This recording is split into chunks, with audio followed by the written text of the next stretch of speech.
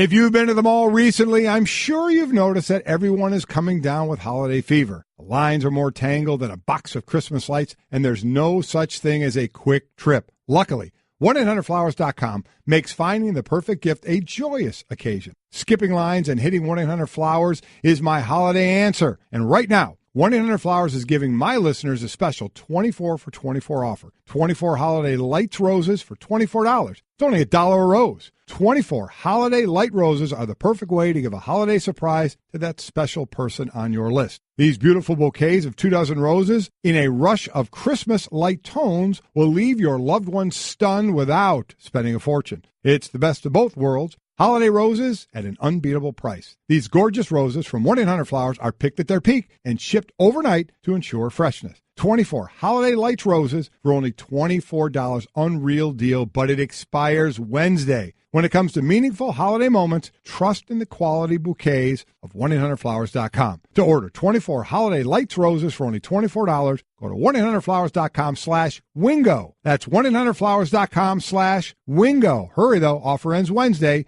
so get yours now. Hey, I'm Jack, host of the new comedic news and pop culture podcast, The Daily Zeitgeist from How Stuff Works. A little bit about me. I've listened to almost every episode of Stuff You Should Know and Stuff You Missed in History Class. I'm the co-founder and was the editor-in-chief of Cracked for the last 11 years.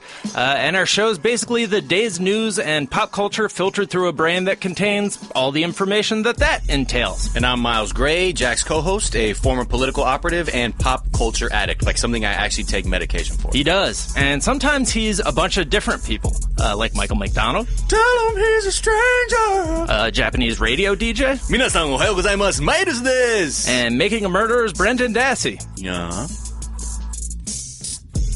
No.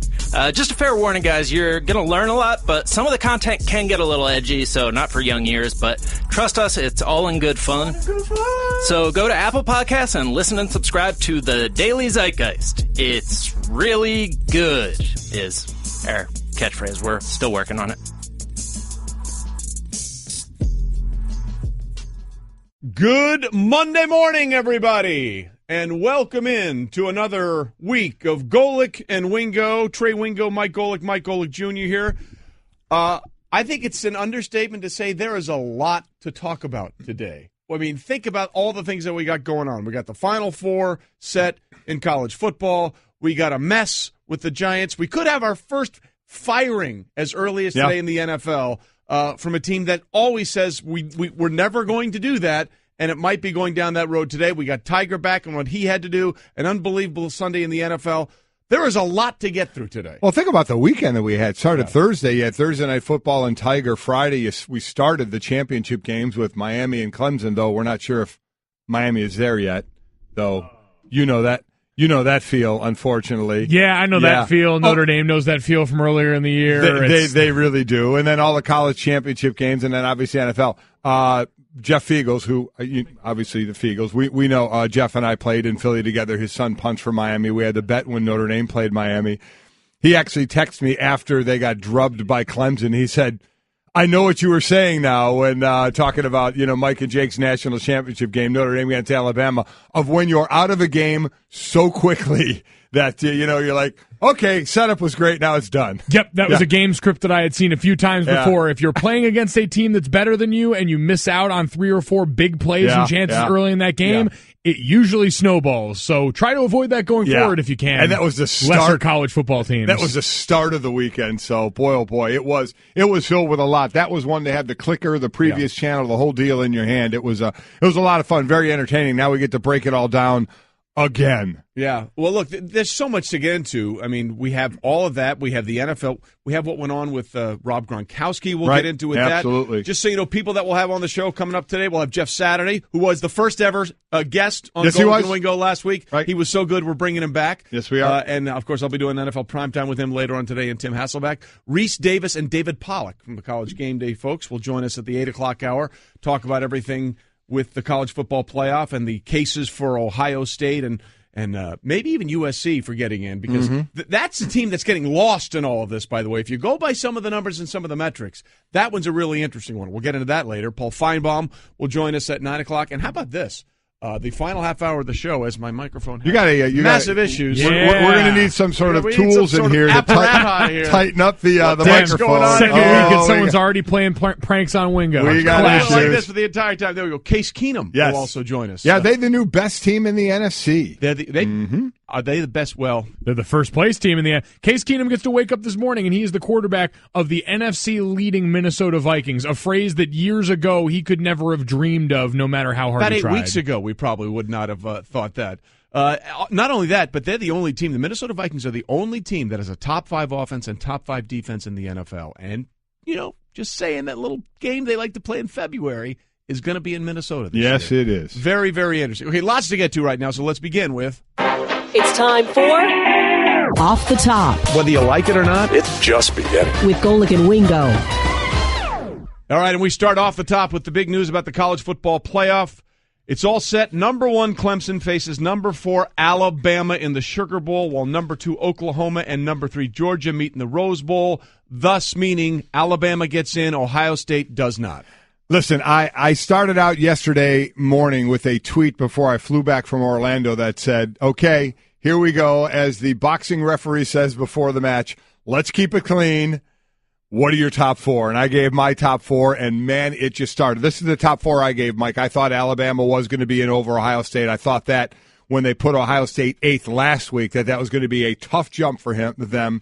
Unless they absolutely destroyed Wisconsin, which they looked like they were on their way to possibly doing, then they didn't do. We're going to get into this, obviously, a lot more. But as far as my 4, that's the 4. This is the 4 that I thought was going to get in. Yes, this was. Yesterday was the international day for your favorite analyst to remind you how much tape they watched this season and why Alabama is better only because when I click on the tape, that is the better team that I see. But isn't this what we wanted all along? Like to take college football and decisions away from math and the nerds and all the formulas that were ruining it so that we could have it just judged by people that know football? Now all of a sudden that seems to be an issue again. It's amazing how, every system kind of has problems. What an issue when your team doesn't get in. Yeah, exactly. It's never an issue when your team is in. Love this system. This is the perfect system in all the world. But that's the crux of the matter. Is it's the committee sometimes says one thing and does another. Like if you just gone by, as you said, Mike, what they showed us last week, when you saw that Ohio State was 8 and Alabama was 5th, all you had to know was Ohio State to have a chance had to annihilate Wisconsin, and they didn't. And they didn't. Right. So anybody that didn't understand that part of it going into this process needs to go back and look where they were a week ago, because the committee was telling you, look, this team is 8, and they're at 5, Alabama is. So if you want to jump them, you can say how razor thin it is and all that. It's not true, okay? They put them there for a reason, and if you wanted to jump the team that was 5 and everyone thought was really good and had one really tough loss at the home of their biggest rival, you had to go out there and do something special, and Ohio State didn't do it. And congratulations to the only undefeated top team in the top 25. You would have needed a 12-team playoff to get into the playoffs, as UCF won an unbelievable game against Memphis, lost their coach Scott Frost in Nebraska, which everybody knew was going to happen, and gets rewarded with a 12th place ranking. And they're playing, is it Auburn, right? They're playing Auburn. They're playing Auburn. In a game where don't be surprised when UCF sneaks up on Auburn, because motivation in bowl season outside of the top 4 is always, the guys in Vegas will tell you that bowl season prediction is just as much about predicting motivation for these teams that show up and say, man, we're Auburn and we had the 2 best wins in the country down the last 3 weeks of the season, and we're on the outside looking in. Yeah. All right, we continue with Off the Top. Tiger Woods. Started out great, had a horrible Saturday, but came back Sunday with a final round 68. Could have been much better. He bogeyed the final 2 holes. He was looking at a 6-under round until that happened. He finished tied for 9th in the 18-man field at the Hero World Challenge. So Tiger Woods, 3 rounds in the 60s, his first competitive golf in 300 days, almost a year, means what? Well, I mean, I think I don't look so much as where he finished, but how he played. And I think that's obviously what he is going to do, because, when we talk about Tiger Woods and not being the Tiger Woods that we know and loved and not being very good, you get reminded every now and then. This was his best finish in any event since finishing second at the same tournament in December 2013 when he was ranked number 1 in the world. Right. He was ranked number 1 in the world, gang, in just 2013. That's not all that long ago for what this guy has gone through. He drove unbelievably well, struggled in chipping, which is a lot of people thought he was going to do. The putter was a bit hot and cold, but I think more to the good than the bad. So to me, it's all about not so much the score, but the fact that he made it through the 72. We didn't see him grimacing or limping at all. And he seemed to be somewhat, except for that third day, shot under par, and I thought did pretty well. Yeah, you treat this like any player coming off of injury, right? Is you just look for the things that indicate that, all right, the things that I've been rehabbing are healing well enough. I'm able to operate in the places that I was worried about having restrictions, and then you assess that, and you keep going from there. You make sure you keep this going to plan. Now, did we hear a quote from Tiger saying he was going to structure the rest of his schedule around trying to make an appearance for a major? This is the thing you again get worried about, is a guy that starts feeling good, who's used to being the best, all of a sudden thinking I can snap right back into that. Well, look, he went into this with no expectations. He basically said before this tournament, I have no idea what to expect. And I think if you would have told him you will shoot under par in 3 of the 4 rounds, he would have gladly signed up for that. If you're looking for reasons for optimism here, 2 things. Number one, the fact that he had the really horrible 75 on Saturday, and he was able to bounce back. Right, that was the key. Yep. I think that Agreed. That let you know the competitive juices are still there and they're still firing.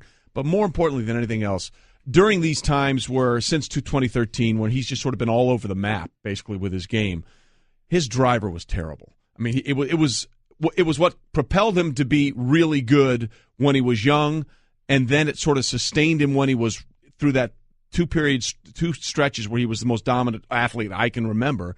And since 2013, his driver's been a weakness. His driver is not a weakness anymore. Yeah. And he was keeping up with the big boys. He was out driving a lot of the guys, a lot of the young guns on tour.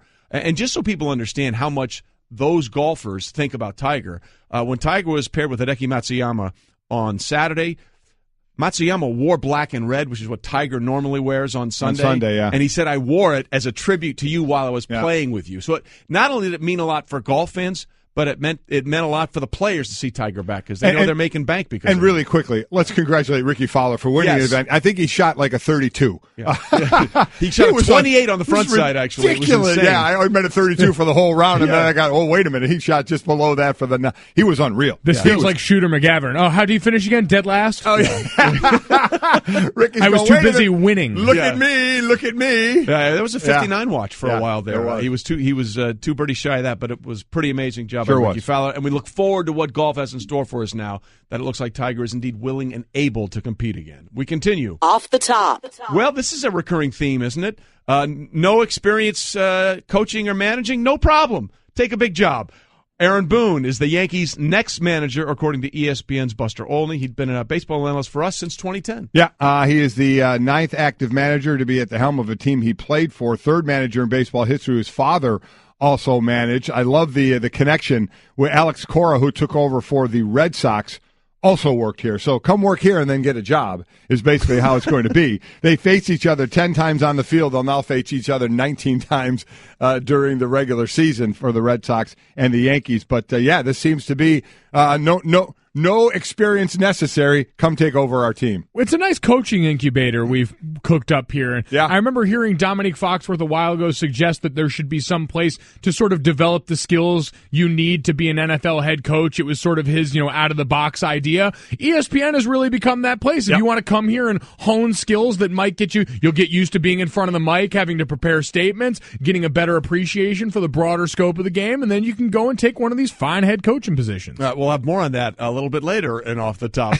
but we have something else first. Off the top. Sticking with baseball, Japanese phenom Shohei Ohtani has informed the Yankees and Red Sox not interested. Looks like he really wants to go and stay somewhere on the West Coast as he comes over from Japan. Yeah, this guy, is unreal from the pitching and hitting side of it both. He's the only Japanese-born player to slug 500 in a qualified season in the majors right now is Hideki Matsui, and this guy's numbers are on par with that. Matsui then came over here, had a great 10-year career, so that's the hitting comparison. He's also been a dominant pitcher, and he wants to do both. Coming over here, 3 years old. There are baseball has the craziest rules of signing and such, but he wants to play on the West Coast, so So Stanzik asked early on, is that a warning kind of, is this kid going to be home? Is he a young player? Is he going to be homesick? Do you worry about that at all? I don't think anybody's going to worry wanting to sign this kid, but see what he can do. Yeah, no, but it's still wanting to make sure that talent is going to thrive for you, commiserate to, I'm sure, the hefty price that you're going to pay for him along the road here. And not only that, just your expectations bringing someone like that along and him saying, I want to play for a smaller market team out there too, certainly has to have, Major League Baseball both a little worried and salivating, because I think all sports leagues kind of flirt with this, right? You like to see a lot of your teams represented in areas along the course of the season, but at the same time, there's no substitute for having a big-time star in a big-time market to really give you a boost where you need it most. Absolutely. Look, and he's going to be interesting because of the things he's going to want to try and do, pitch and hit. That to me is the most interesting, how that plays out. I'll add to that because I mentioned he's hitting on the same line basically as Hideki Matsui, and he's also pitching at a higher percentage of his decisions and better strikeout rates than both Yu Darvish and Masahiro Tanaka at that same point in their career. So it is interesting of what this guy wants to try and get accomplished. What's the saying? The more you can do, the longer they'll let you stay. There you go. It seems like that's what Ohtani's trying to figure out. And to your point, Mike Golic Jr., off the top. Conclude off the top. My road dog's moving on. Yes, he is. Herm Edwards has been named the next coach at Arizona State. The 63-year-old Herm, who, by the way, has the energy of a 23-year-old. Yes, he does. Hasn't coached at all since 2008. Hasn't been in the college ranks since 1989.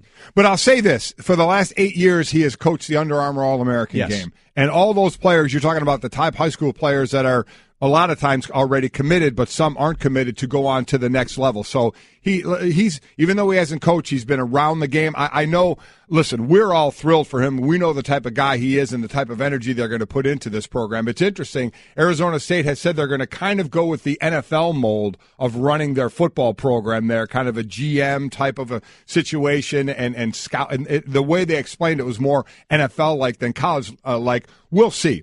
We love Herm. I think Herm will do a great job. I know there are people, Mike, that are like, he's been off the field for a long time. They don't understand the hire. There's the connection with the AD and Herm from the NFL. The AD was his agent, he was the agent for a number of coaches. But I have no doubt that parents are going to love this guy in their living rooms talking to their kids, and kids are going to love playing for him. And I don't think there's any doubt he can win. Yeah, I think there are things you're going to get right off the bat, which when you're a program that's looking for someone new and fresh to come in, you're going to get a ton of energy from Herm. We obviously see that is never in short order with him. You're going to get someone who is prepared unlike almost anyone else you've ever met. And anyway, as I sat around here with him in studio the other week and saw what he comes in here notes-wise for all of the NFL teams that he is covering, he is prepared second to none, and you will have the greatest, most prepared team of social media savvy kids on the planet based on the program that he puts in place to ensure you just don't press send. Yeah, look, there's no question. Look,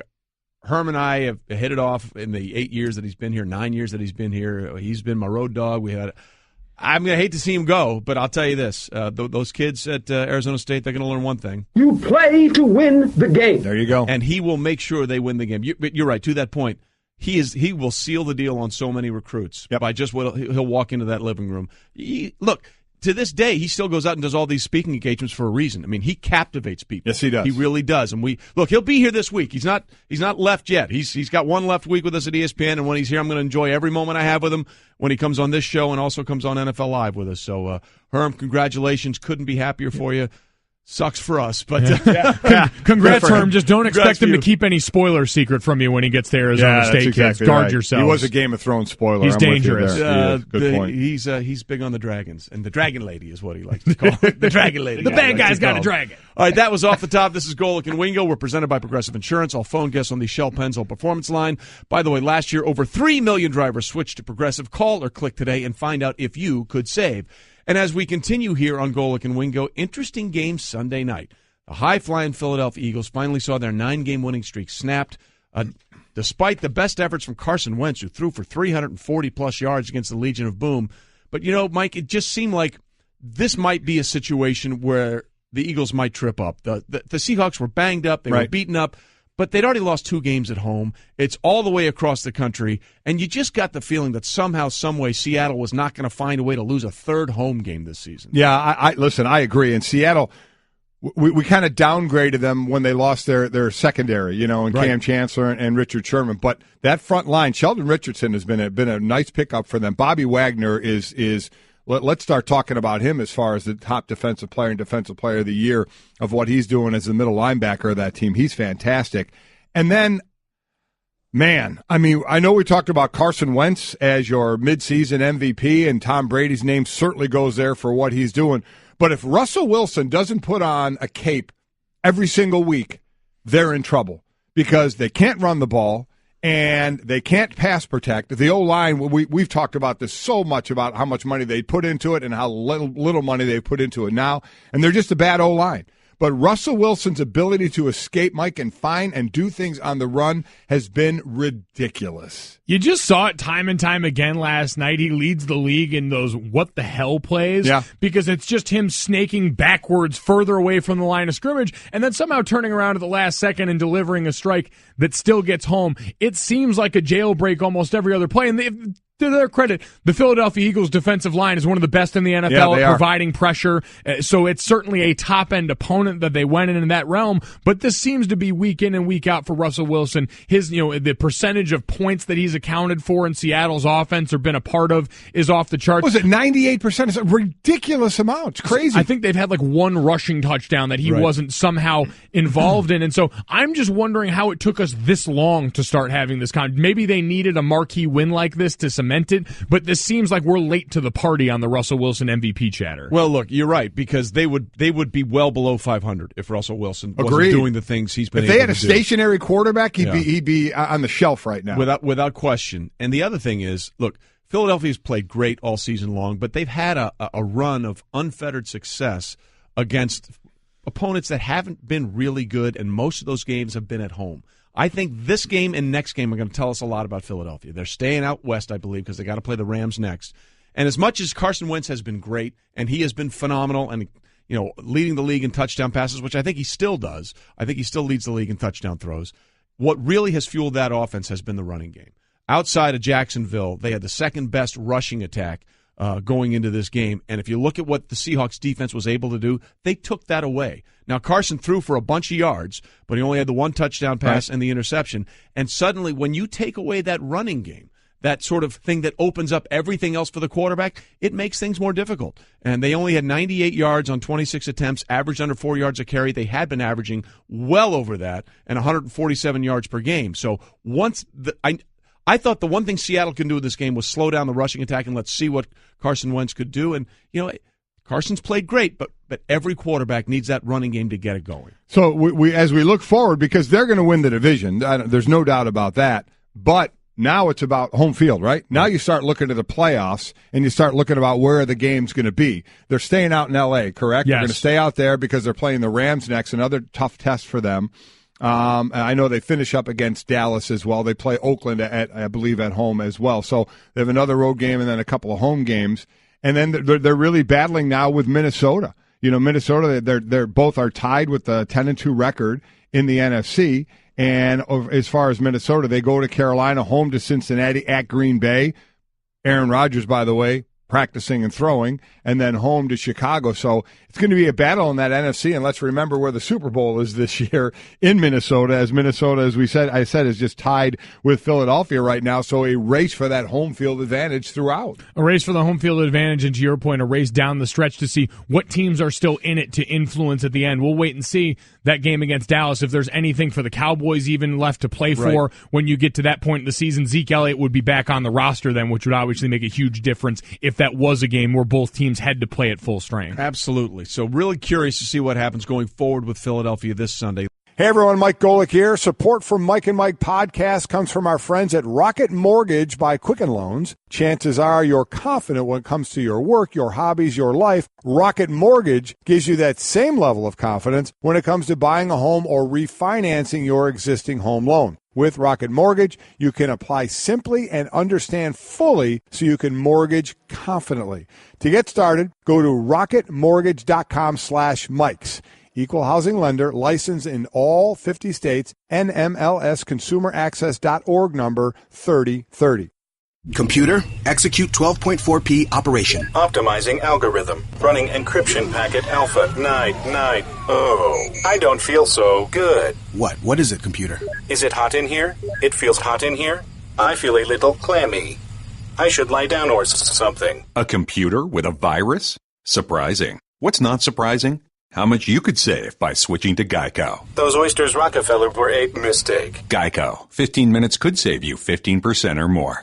All right, as we continue on Golic and Wingo on ESPN Radio and ESPN2, we are presented by Progressive Insurance, and all phone guests will join us via the Shell Pennzoil Performance Line. That, of course, the sound you just heard was Kirby Hocutt, the committee chairman, basically saying that was their rationale. They just looked at Alabama's body of work, and they thought it was better than Ohio State's. And if you looked at where the rankings were last week, you sort of knew this was coming when Bama was rated 5th and Ohio State was rated 8th. Now, some people would say, wait a minute now, you said last week that it was razor thin between 5 through 8. Right. And then you had Alabama not playing, and then you had Ohio State knock off an undefeated team and obviously a highly ranked team, and then win their conference championship. And if it was razor thin, why wasn't that enough? And one of our analysts, Jesse Palmer, says it should have been the other way. They're making the point, wins and losses matter more than resume in this case. And you could look at that a lot of different ways, but Alabama's resume, not even close to what Ohio State did. I think they're punishing, and this I think is okay. I don't have a problem punishing Ohio State for losing by 31 points to Iowa. A bad loss. The worst loss. That would have been the worst loss for any playoff team to ever get in. They're being punished for that. I think what we also have to do, you have to pay attention to what the committee feels about a certain team the weeks leading up to today. They always had very high regard for Alabama this year. They were 2-2, 1-1 before their loss against Auburn. Even before they got into the meat of their schedule against LSU and Mississippi State, the committee, they really were in love with Alabama, and that's something that, we're seeing that today. Man, I'm not really sure where to go anymore because I was about to say, are you speechless? Please don't be. We got a lot of the show left to go. I know. Listen, I'm trying to decide where I want to go with this because I don't want to go so far as the 18 playoff. It's not happening now. I don't know when it will. I think it will, but there's no sense in going down that road right now. The bottom line is Ohio State feels like they have an argument. Alabama feels like they have an argument. Just ask their coaches, because now that human beings are selecting this, coaches want to try and influence those human beings. When it was a BCS and computers, you didn't have to worry about that. And quite honestly, USC fans and players, I'm sure, are going to feel that they got screwed out of this as well. So what's the answer, Mike? I mean, as far as I'm concerned, in the years that we've done this, we're hearing different things from the committee. Isn't the first line of criteria, isn't conference championship mentioned in there? And yet the last 2 years, we've had a non-conference champion in the Final Four. I guess my point is it seems to change the criteria. And the reason I'm not saying it's a bad thing is because these are human beings. Anywhere from 10 to 13 decided this. And the reason I say 10 to 13 is because some of them are ADs of the teams involved in this, and they have to leave the room when their team is being talked about. So it's not even the full 13 all the time that talk about the Final Four coming in there. So to me, anybody who says you can't use the eye test has no clue what's happening because they're human beings. They're going to use the eye test. They're going to look at it and use an eye test because the last I checked, if you want to not, you either go to computers or all the criteria that you use, you put a point system to it. If you rank them by their criteria, put a point system, you add up the points, and that's your Final Four. If you're not doing that, then it's all about 13 people, 10 to 13 people, and what they think and what they see. And so you're going to get stuff that we love to talk about, but it almost seems arbitrary at times. It does, but I guess this is the committee's fault for coming out and maybe making a big of deal or putting it as prominently as they did with conference championships won, because I was never under the impression that was the only thing we were measuring by, that it was just that simple, because we were always going to have one conference champion left out in this system. Right. That we kind of knew. And I thought the whole reason that we were the people were so in favor, because I was always saying let the computers decide, and we'll have some interesting notes on what the computers would have decided. Well, that is interesting. And yes, it is. To your credit, Senior Mike, you actually said, let's just see what the old system would have put out here had we not done the committee and the eye test and everything else. And for those that may not know, the old system, the BCS system, was all computers and one human poll. It was the Harris poll. I think it was 115 different people they selected to do a human poll. So what we did here is we used the exact same computers and we used the AP poll, which is the one human poll. And what were the results, Trey? Clemson 1, Georgia 2, Oklahoma 3, and Alabama 4. The exact same. The exact same thing that the committee decided. I guess I don't know the answer here of outside. Like I said, it's good for us, but how they're deciding, because every year we can sit there and make an argument. Well, there's no perfect answer. There's never going to be a perfect answer until you want. I mean, you can get this out to a 6 or 8 team playoff, and there's still going to be these kind of debates that happen somewhere else. Right. Yep. But man, to the point about the resume, it's nowhere close. I mean, what metric are you using other than maybe top 4 wins as the one thing Urban Meyer can hold overhead? Because you look at everything else, strength of schedule is damn near the same. I mean, Ohio State's 10 spots higher, 36 and 47th seems like a negligible bit there to me. Strength of resume, Alabama's is actually higher than that. Game control, higher than that. You look at all these things, they've got one fewer loss. And what has the committee shown us unequivocally that we can say in the last couple of years?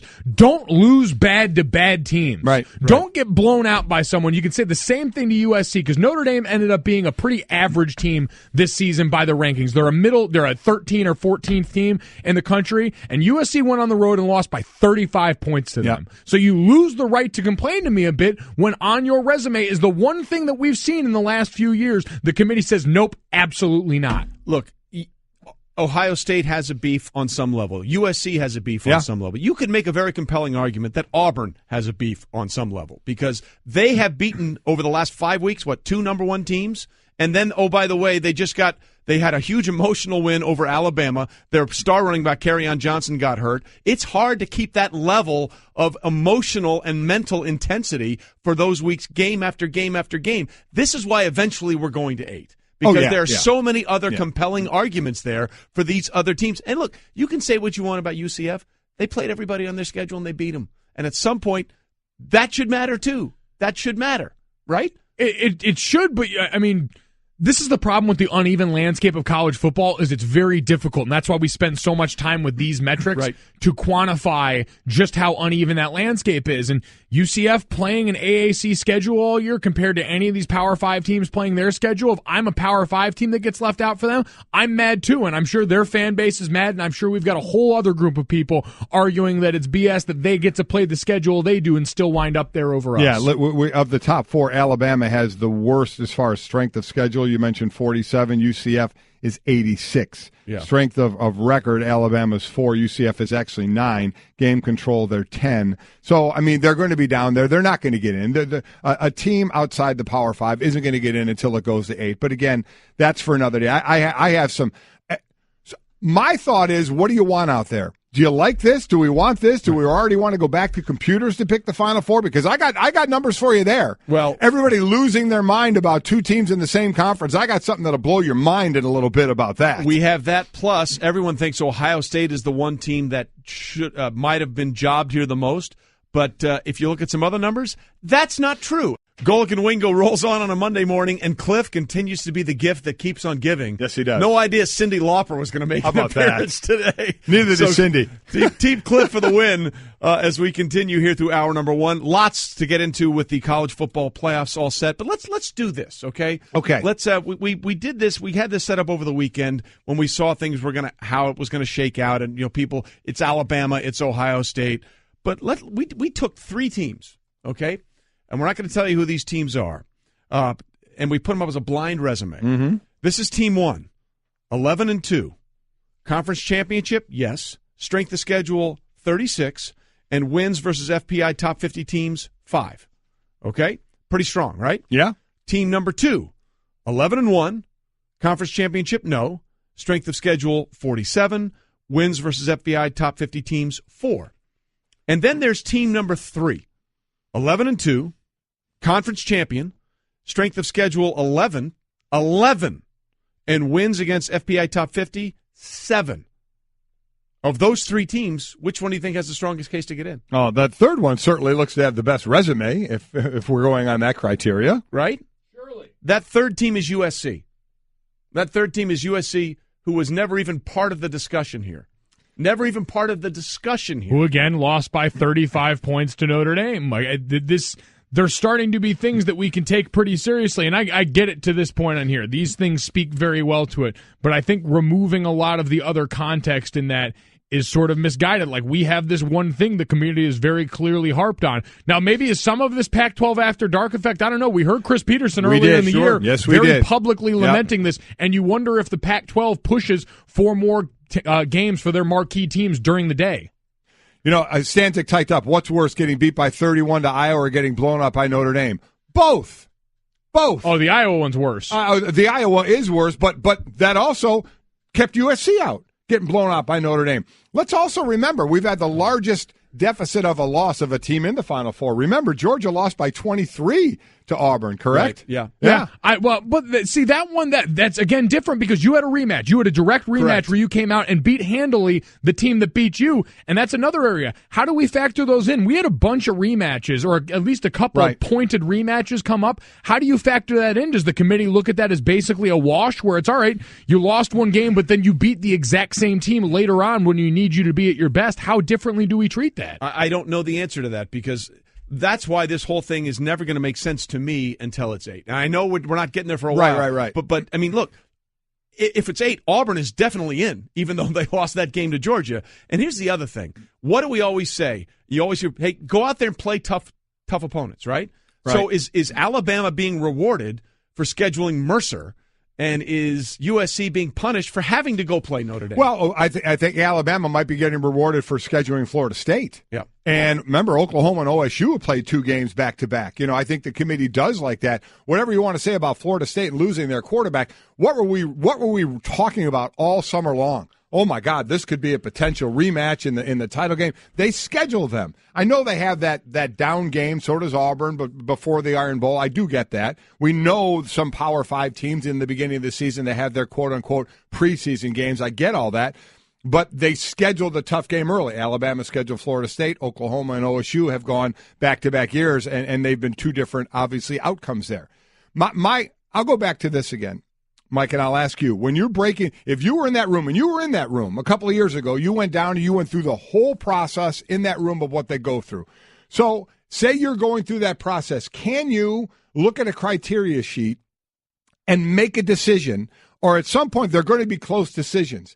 Do you use I just look at them and as one of your bases for something? I look at them and I think this team is better when it's close. You have to go to the eye test. I don't know how you don't. I thought that's what this whole thing was predicated on, was putting a bunch of people with intimate knowledge of football in that room. The reason you have coaches and athletic directors, in addition to some of the other different varying committee members, is that so you have people that are used to looking and seeing and being able to discern in a way that we don't always trust the media to do in certain polls, like the AP and the polls where those are the votes that go into this. Like, it's the idea that the surest hands are usually your own. The surest hands are the people that are closest around college football.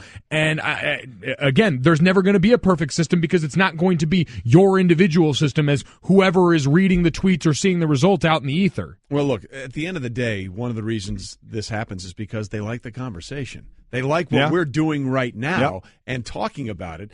Real quickly, the other teams that were on that blind resume, Team 1 was Ohio State, Team 2 was Alabama, and Team 3, USC. The Southern California thing is interesting. You can't just shuffle that off. You know, if you're going by a lot of things, but you're right, Junior, to your point, and Mike, to yours as well, it does seem like the one thing that the committee has been consistent on, and there have been a lot of inconsistencies, don't have a horrible loss to not a great team, right? That seems to be the one thing you can take away from this more than anything else. Well, you sit there and look at USC. Remember, last year they made that run at the end of the year. You thought nobody wants to play them, and this year they ran off the last 5 again and wins. But just too little, too late for them to get in. Even though that blind resume says, "Wow, maybe we should have been involved in this." Hell, they did something that hadn't happened since 1913. They beat Stanford twice in one season. The last time that happened, it was a rugby team. Absolutely.